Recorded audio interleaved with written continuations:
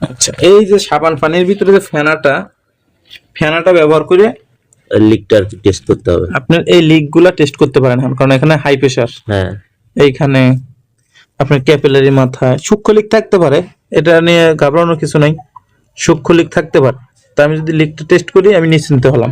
এবং আমাদের কম প্রেসারের যে লাইনটা, এটা লোহার পাইপ, এটা অনেক সময় লিক থাকে, কারণ আপনি গ্যাস দেওয়ার সময় যদি লিকটা পান তাহলে আপনি সহজেই লিকটা সেরে পুনরায় গ্যাস দিতে পারবেন। এই জায়গায় একটু কাছে নেন। এটা কিন্তু আস্তে ধরে দেখতে হবে, হ্যাঁ, দ্রুত দেখা যাবে না, তাহলে বুঝতে পারবেন না। এটা হচ্ছে স্থির ভাবে দেখতে হবে। আর সাকশন লাইনে কিন্তু ফেনা দিয়ে চেক করলে এখন পাবেন না, কেন জানেন? এখানে তো প্রেসার নাই, লো প্রেসার, মাইনাস টানতেছে। হ্যাঁ, টানতেছে, এই কারণে এখানে ফেনা দেওয়াটাও ঠিক হবে না। এই বিষয়গুলো খেয়াল রাখতে হবে অবশ্যই কাজের সময়। আর সেফটি, অবশ্যই সেফটি সহকারে কাজ করবেন। হ্যাঁ, এই বিষয়গুলা খুবই গুরুত্ব দিয়ে দেখতে হবে। আমরা এখন কিন্তু আমাদের আবার একটু আমি কিন্তু কতক্ষণ পর পর গ্যাস দিচ্ছি, ভিডিও তো লাইভ চলতেছে না। হ্যাঁ হ্যাঁ, গ্যাসটা কিন্তু আমি প্রায় 2 মিনিট 3 মিনিট পর দিচ্ছি। হ্যাঁ হ্যাঁ, এই জন্যই দিচ্ছি যে আমি যে বললাম একবারে দেওয়া যাবে না, একবার দিলে চকিং হতে পারে। চকিং হতে পারে। আমার গ্যাসটা খাচ্ছে, ও পুরা চাবাতেছে, খাইতেছে, ও পুরো পরিপূর্ণ করতেছেন আস্তে আস্তে, পরে যায় আবার যাবে। একবার যে আমি আমার ছাইড়ে দেই, তো গ্যাস খালি যাইতে থাকে, খানিকক্ষণ পরে আমি বলতে পারবো না কতটুকু গ্যাসে কি আসে।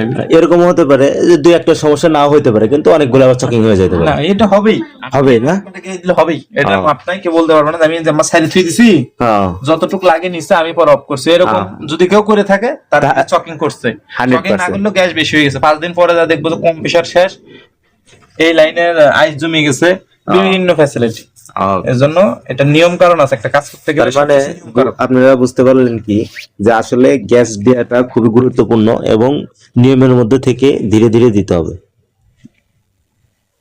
যাই হোক, এই পর্যন্ত রাখলাম। এখন পরবর্তীতে এই কাজটা আমরা কিভাবে অ্যাকুরেট করব। এই যে এখানে একটা এম্পিয়ার আছে, এই এম্পিয়ারটা এখন আমি যদি আমার এই সিরিজের কাজে ক্যাটালগ এটার সাথে মিলালে হবে না, কারণ আমার অরিজিনাল কম্প্রেসার না এটা। হ্যাঁ হ্যাঁ, এটা লাগানো, এইটার একটা ওয়ার্ড আছে, এবং এইটার যে সিস্টেমের সাথে এম্পিয়ারটা মিলাই রাখতে হবে। হ্যাঁ হ্যাঁ, এবং এই যে গ্যাস প্রেসারটা আপনার মিটার থেকে বোঝা কঠিন হয়ে যাবে, এই গ্যাস প্রেসারটা মিলাইতে হবে।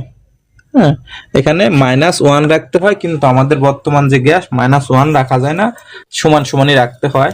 -1 রাখলে ঠান্ডা। আচ্ছা, তাহলে যেহেতু এটা এই কম্প্রেসারের সাথে এটা মিলাই এটা ইয়া করতে হবে, সেই ক্ষেত্রে এটা করার উপায় কি? এটা হচ্ছে, দেখুন আমাদের এম্পিয়ারটা নিচ্ছে প্রায় 0.4 না, 4 সামথিং, কারণ ভিতরে ডিবে মাল আছে, যে কারণে এম্পিয়ারটা সহজ উঠতেছে না, আস্তে আস্তে উঠতেছে, ভিতরে সব গ্যাস জমা হচ্ছে। এই যে আস্তে আস্তে উঠতেছে, এই এম্পিয়ারটা হাইস্ট 5 রাখতে হবে।